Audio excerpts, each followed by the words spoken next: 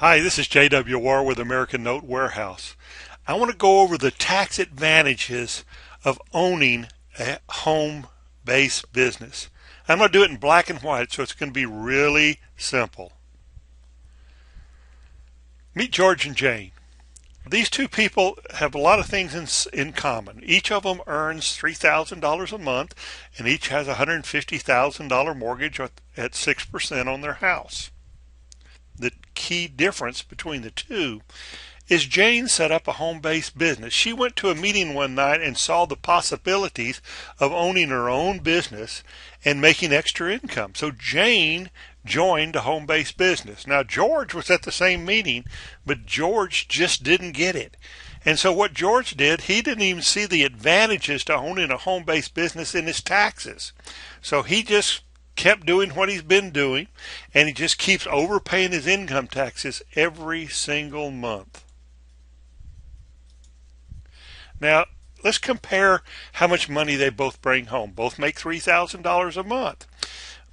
George pays $500 a month in income tax, but because Jane owns her own business and gets to write off all her business expenses, Jane actually doesn't have to pay income tax every month. George lives on $2,500 a month. Jane lives on $3,000 a month. George has been overpaying his taxes $200 every single month. He gets a $2,400 tax refund every year. He really loves getting that money. Him and his family go on vacation. Jane realized that you're lending money to the government and they're not paying you any interest. She also realized that she could use that money to pay off interest-bearing accounts. So she corrected her income tax by putting the right number of withholding allowances down, and so she does not overpay her taxes. Now, that means that George has $2,300 a month to live on, but Jane still has $3,000 a month to live on. Now, their mortgage payments are $900 a month. Available for paying down their mortgage, George has nothing extra, but Jane now has $700 a month extra because she's not overpaying her taxes and she's not paying any income tax because she has tax deductions. Jane took that $700 and paid off her mortgage.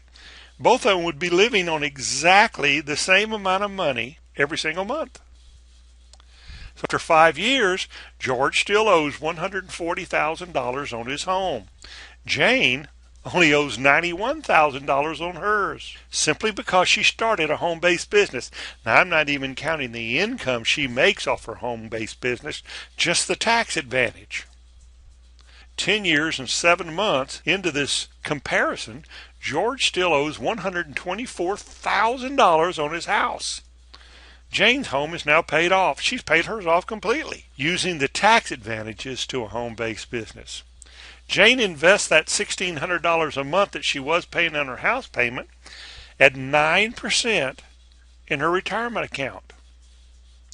Coming from what she was paying on her mortgage and the money she was overpaying on her taxes, she takes the whole $1,600 a month and invested at 9% in her retirement.